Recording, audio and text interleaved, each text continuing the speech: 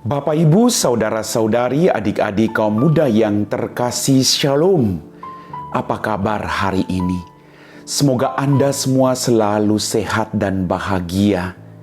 Kembali jumpa dengan saya, Pastor Jack Buran, SSCC, dari Rumah Retret Batam Oase Center.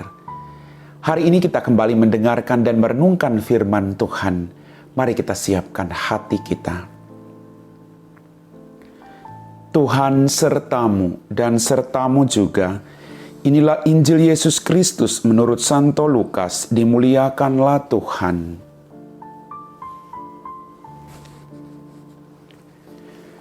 Yesus memasuki kota Yeriko dan berjalan melintasi kota itu. Di situ ada seorang kepala pemungut cukai yang amat kaya bernama Sakeus. Ia berusaha melihat orang apakah Yesus itu, tetapi tidak berhasil karena orang banyak dan ia berbadan pendek. Maka berlarilah ia mendahului orang banyak, lalu memanjat pohon ara untuk melihat Yesus yang akan lewat di situ.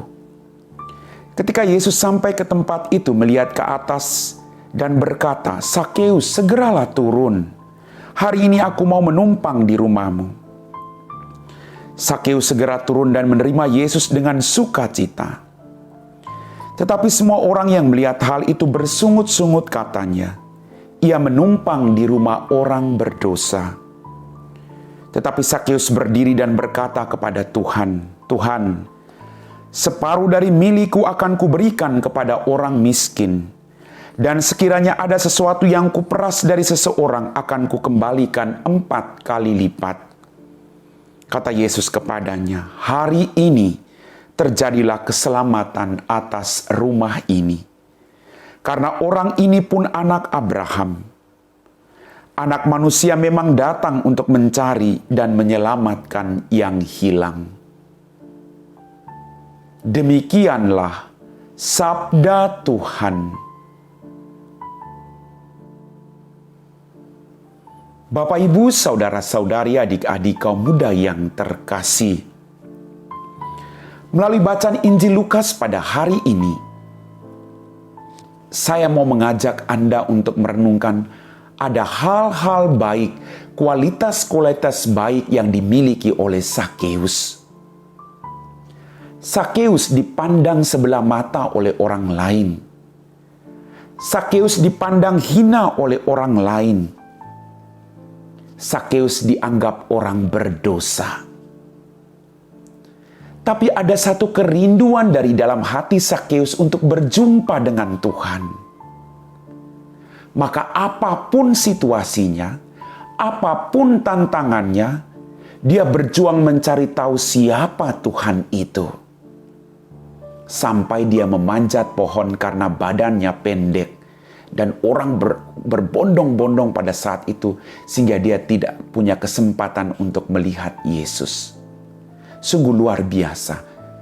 Ada satu daya upaya. Dan saya sangat yakin, pertama-tama Yesus yang menggerakkan hati Sakeus. Karena jelas Yesus mengatakan tadi, karena anak manusia datang untuk mencari dan menyelamatkan yang hilang. Maka semua orang berdosa, Yesus berjuang untuk merangkul mereka agar mereka bertobat. Bagaimana dengan Anda dan saya? Setiap hari Tuhan merangkul kita melalui orang-orang yang ada di sekitar kita. Dengan cara mereka masing-masing, mereka mengingatkan kita untuk melakukan pertobatan.